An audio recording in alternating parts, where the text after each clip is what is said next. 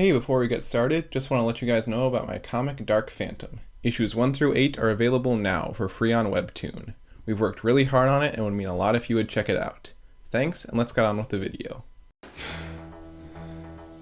Hello, new teeth. That's weird. Anyway, where was I? Oh yes!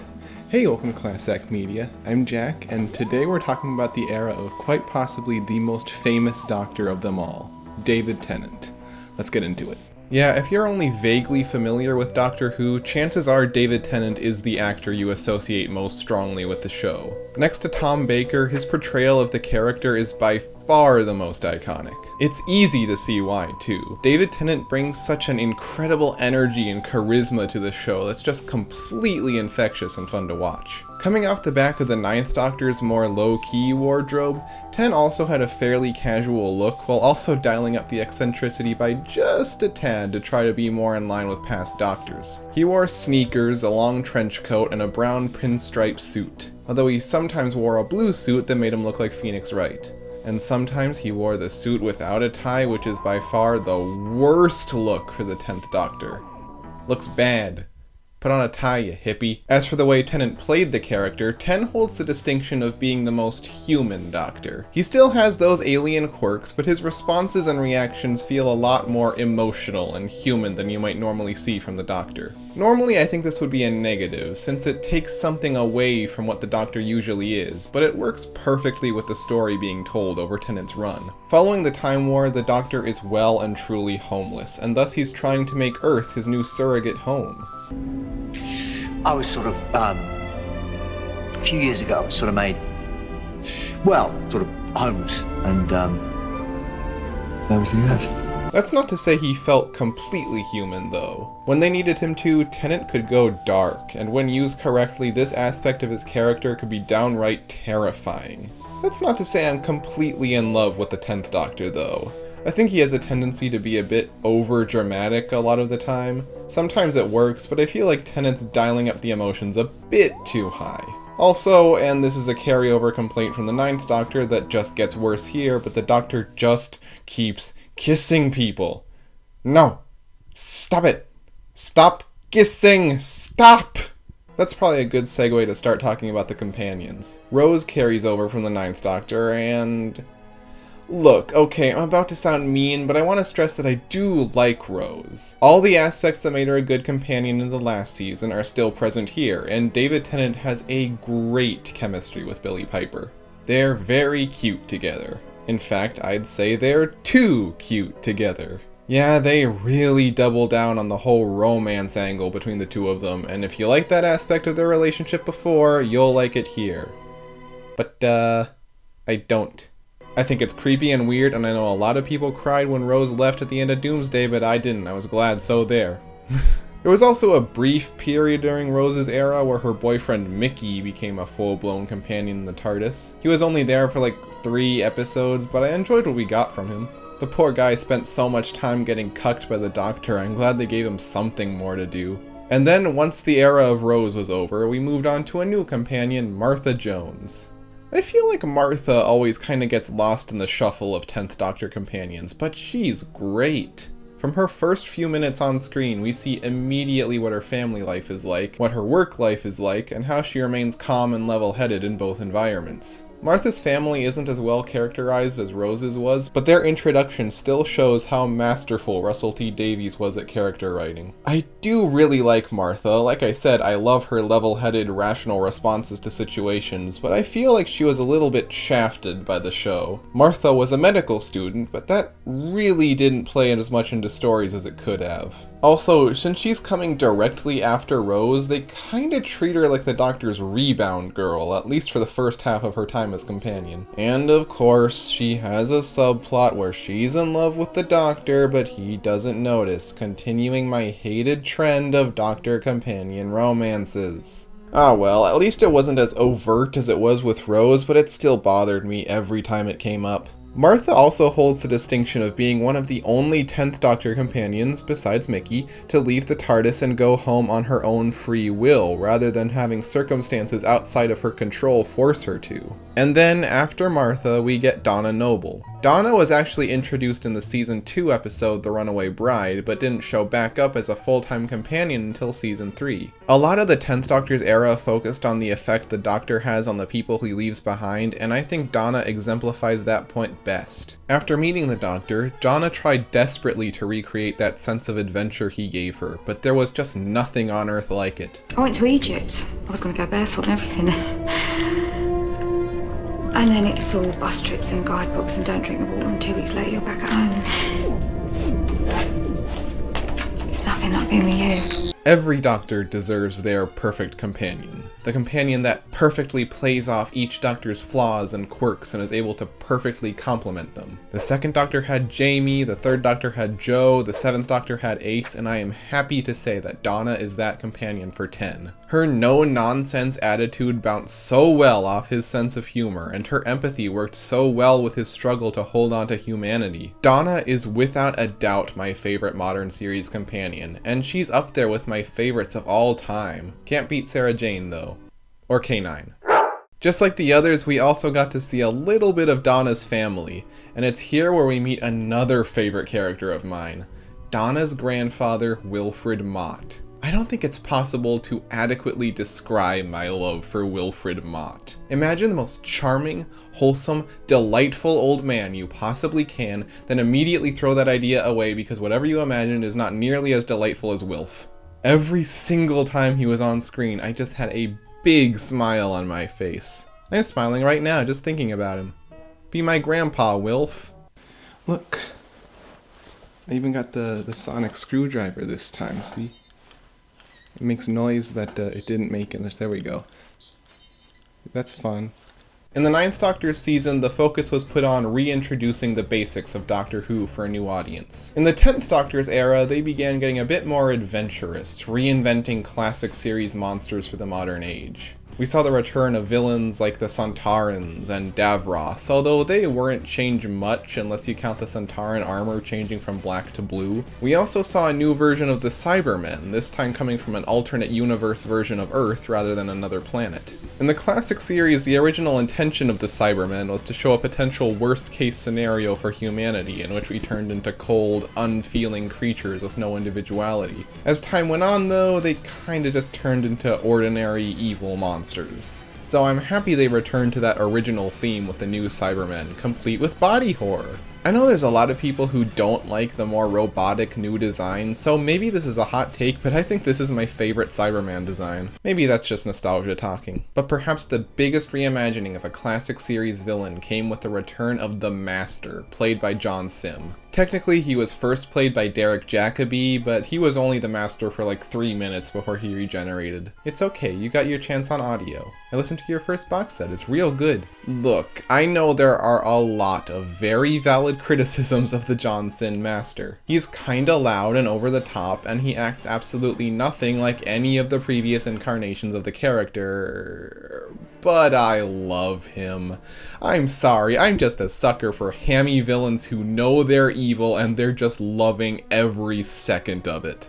But what this country really needs, right now, is a doctor. Look at him, look at that smug little face. Another thing I noticed watching through this era again, I was amazed by how well each season tied together its overarching plot and themes while still maintaining the show's Adventure of the Week format. It's been a while since I actually sat down and watched all 3 of Tennant's seasons in order rather than just picking out individual episodes, and I was amazed by how well the seeds are sown throughout. Not a single episode is wasted. Even for plot threads I didn't enjoy, like the Doctor's relationship with Rose, I can't deny how well it came together in the end. I think I can safely say that this is one of the best eras Doctor Who has ever had, and I doubt it will be topped anytime soon. In fact, the 10th Doctor's era is so good that this is the hardest time I've ever had putting together a top 5 list.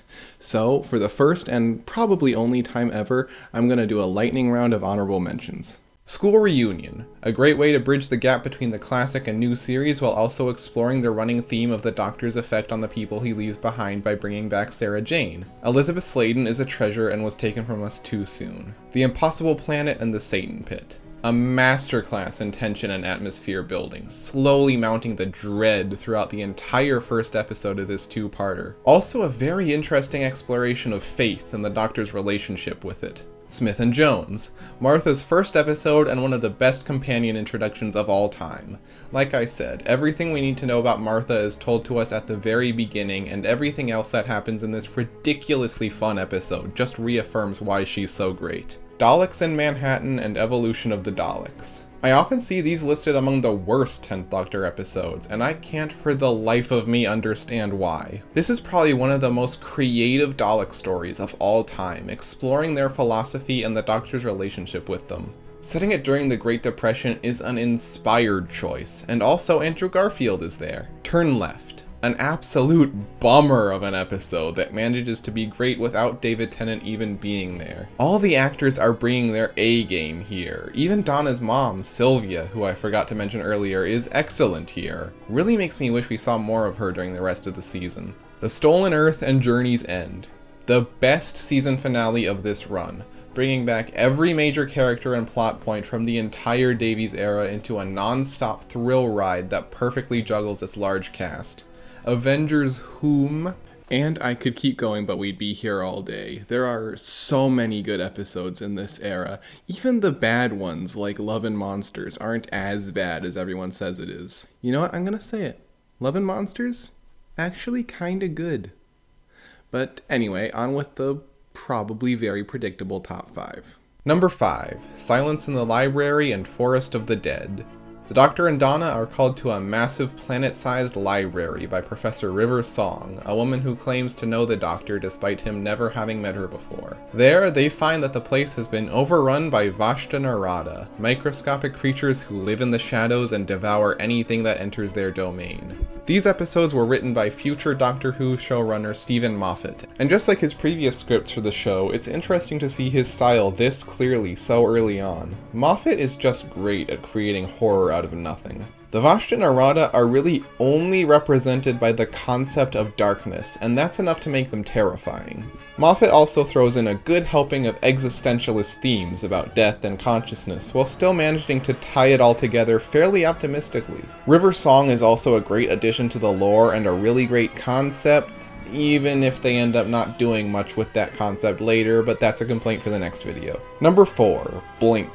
A young woman named Sally Sparrow must defend herself against the Weeping Angels, killer statues that can only move when nobody's looking at them. Meanwhile, the Doctor is trapped in the 1960s and can only aid Sally via pre-recorded DVD messages. This is another episode written by Stephen Moffat, and it once again demonstrates his skill at creating fear from the mundane and tying existentialism together with a healthy dose of optimism. The concept of the Weeping Angels is genius. It's no wonder they became so wildly popular after this episode aired. Plus, the way the time travel elements so cleverly loop in with one another just shows how much care was put into the script. It's probably one of the best pure horror stories Doctor Who has ever produced.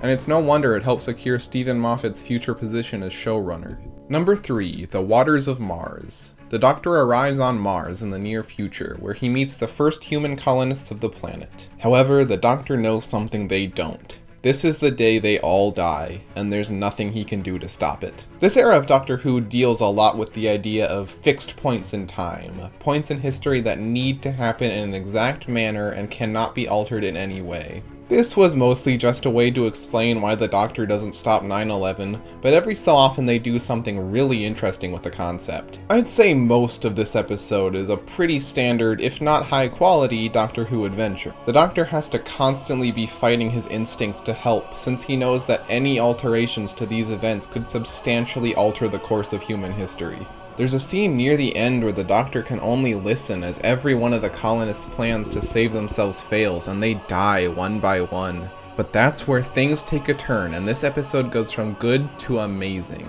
I mentioned earlier the 10th Doctor's tendency to go dark, and I think this is one of the best instances of that, where the Doctor fights against time itself to save the survivors. They managed to make the most human Doctor of all feel like an unknowable cosmic god, resulting in probably my favorite ending in Doctor Who history. Number 2, Midnight.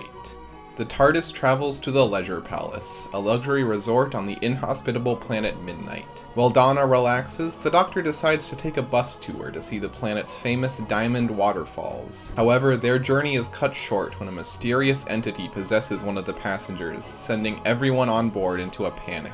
The entire episode takes place on this bus, and the cast of characters here is absolutely fantastic. We spend a lot of time in the beginning just getting to know them, so when they all start turning on each other, it's all the more effective. And when the monster attacks, it's kept very mysterious. We never see what it looks like, and we never know what it wants. It doesn't have a laser gun or a grand evil scheme, all it does is mimic the speech of the other passengers. The way it slowly progresses from repeating what people say to mimicking exactly what they say as they say it, it creeps me out, I love it. The monster takes the Doctor's greatest weapon, his words, and turns them against him, causing a great sense of paranoia as the passengers debate what to do with it. And in the end, we never get to find out what the monster was or what its goal was. There's no scene of the Doctor figuring it out and saving the day. It's all left completely vague, and I love it for that. Number 1. Human nature and the family of blood. In order to escape a family of aliens who want to steal his body, the Doctor transforms himself into a human and hides out in the 1910s as a teacher named John Smith. I talked about how this era dealt a lot with the idea of the Doctor wanting to be human, and these episodes take that idea and run with it. You see, the Doctor isn't just disguised as a human, he has literally changed his biology from Time Lord to human and erased all memories of his past life. The Doctor barely appears in this story, as most of the focus is on John Smith, struggling to come to terms with the fact that, if the Doctor is to live, he has to essentially kill himself. It's a great commentary, not only on the 10th Doctor's desire to be human, but also on the Doctor's habit of allowing people to sacrifice themselves for him, another recurring theme throughout these seasons. Not only does Martha retain all her memories of the past and has to stay in this time and place that, let's be honest, isn't all that welcoming to someone like her, but she also has to handle it all on her own without the help of the Doctor. And the villains, oh my god, the villains. The Family of Blood are some of the best one-off villains in Doctor Who history. I especially love Harry Lloyd's performance as the Son. Just look at him. He's clearly having a blast as he nails that bizarre, otherworldly way of behaving. I know it's not exactly groundbreaking to call this the best 10th Doctor story, but there's a reason for that. It's because it's good. And thus we end the era of David Tennant as the Doctor. Look, the contrarian part of me wants to say, oh, he's overrated, he's not as good as everyone says it is, but that's just not true. There's a reason he's as beloved as he is, and he played a huge part in making Doctor Who what it is today. This was also the end of Russell T Davies' time as showrunner, as he would next be replaced with Stephen Moffat, for better or for worse. But that's a topic for the next video. See you next time, guys, and I don't want to go.